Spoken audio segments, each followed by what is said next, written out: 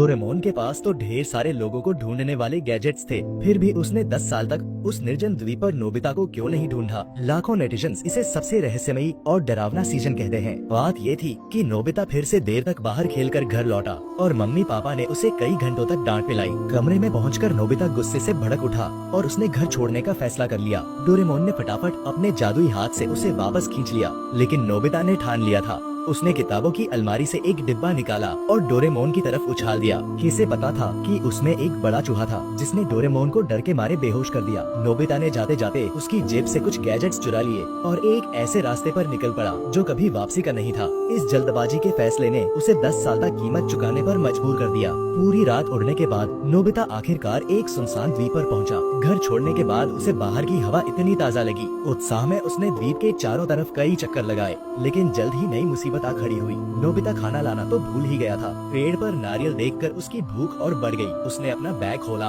और गैजेट्स की जांच की, लेकिन क्या सारा सामान बेकार था। टूटा फूटा कबाड़, यहाँ तक कि एक लर्निंग मशीन भी थी। नोबिता तो हैरान रह गया। फिर भी पास में बड़ी एक पिस्तौल कुछ काम की लगी। उसने सोचा शायद इससे नारियल तोड़ सकूं, लेकिन ये क्या, वो तो जादुई पिस्तौल थी जो कुछ और नहीं कर सकती थी। हारकर उसने पेड़ पर चढ़ने की कोशिश की, पर हर बार धड़ाम से गिर गया। काफी मशक्कत के बाद न सिर्फ भूख बढ़ी बल्कि प्यास भी लगने लगी। अगर पानी न मिला तो शायद वो हड्डियों का ढांचा बनकर रह जाता। तभी उसे नमक के दस्ताने मिले जो उसने पहले कभी इस्तेमाल किए थे। ये दस्ताने गहरे खोदने पर जमीन से पानी निकाल सकते थे। नोबिता ने दस्ताने पहने और खोदना शुरू किया। टेढ़ी मेढ़ी खोदाई के बाद आखिरकार पानी निकला। खुशी के मारे वो पानी में कूद पड़ा, लेकिन ये क्या, वो तो खारा समुद्री पानी था, जैसे मुंह में नमक भर गया हो। नोबिता समझ गया कि यहाँ रुकना मतलब खत्म होना है। उसने बांस का हेलीकॉप्टर निकाला, लेकिन गलती से वो उड़ गया। अब तो नोबिता टूट चुका था। तभी बारिश शुरू हो गई। उसने जल्दी से एक छाता खोला, लेकिन उस छाते से तो बाहर की बारिश से भी ज्यादा पानी बरस रहा था। ये गैजेट्स तो एक से एक बेकार निकले।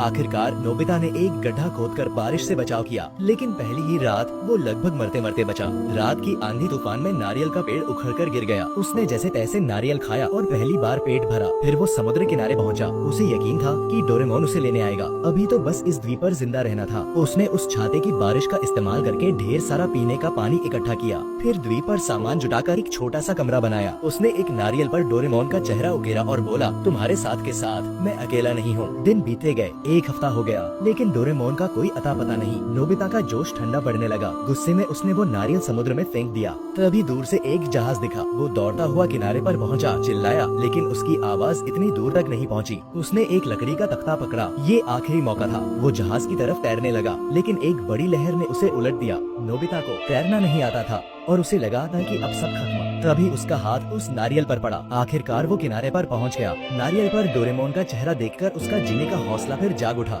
उसे यकीन था कि डोरेमोन उसे लेने आएगा। आने वाले दिनों में नोबिता ने कई सर्वाइवल की तरकीबें सीखी। उसने जाना कि अगर दिल से कुछ करो तो वो इतना मुश्किल भी नहीं। वो हर जगह वो नारियल लेकर जाता। उसने सीपीओ से हर दिन का हिसाब रखा। एक महीना बीत गया, लेकिन वो हिम्मत नहीं हारा। शायद कल डोरेमोन आ जाए, वो सोचता। एक साल बीत गया। वो रोज उसी जगह इंतजार करता, लेकिन डोरेमोन नहीं आया। सीपिया अब जगह में नहीं समा रही थी। 3000 दिन रात बीत गए। नोबिता अब एक खुरदुरा जंगली साया बन चुका था। उसका विश्वास समय के साथ बह गया। 10 साल हो गए। डोरेमोन अब तक क्यों नहीं आया? क्या मैं इस द्वीप पर अकेला मर जाऊंगा? रास्ते में वो ठोकर खाकर गिर पड़ा। वहाँ उसे वही पुराना गैजेट मिला जो उसने 10 साल पहले फेंक दिया था। उसने बोरियत में उसे दबाया और उससे टिक टिक की आवाज आई। अचानक उसे पुराने दिन याद आए। स्कूल से लौटकर माँ का बनाया स्वादिष्ट खाना। माँ कितना डांटती थी, लेकिन उसका खाना सचमुच लाजवाब था। 10 साल हो गए, क्या वो मुझे याद करते होंगे? ये सोचते सोचते उसकी आंखों से आंसुओं की धारा बह निकली। वो सचमुच घर लौटना चाहता था। तभी दूर से एक जानी पहचानी पुकार सुनाई दी। नोबिता पहाड़ से दौड़ता हुआ किनारे पर पहुंचा। डोरेमोन आखिरकार आ गया। दोनों एक दूसरे का नाम पुकारते हुए गले मिले। ये वो पल था जिसका नोबिता बरसों से इंतजार कर रहा था। वो गैजेट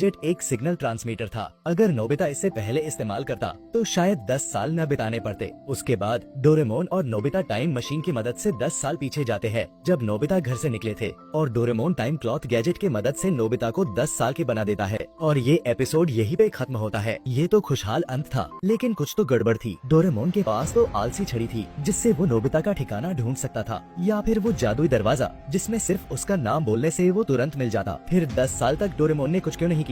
जापान जैसे छोटे देश में इस द्वीप को ढूंढने में 10 साल नहीं लगते। क्या डोरेमोन ने जानबूझकर नोबिता को इस द्वीप पर अकेला छोड़ दिया था? अगर हाँ, तो इन 10 सालों में वो क्या साजिश रच रहा था? ये सवाल सचमुच रोंगटे खड़े कर देने वाला है।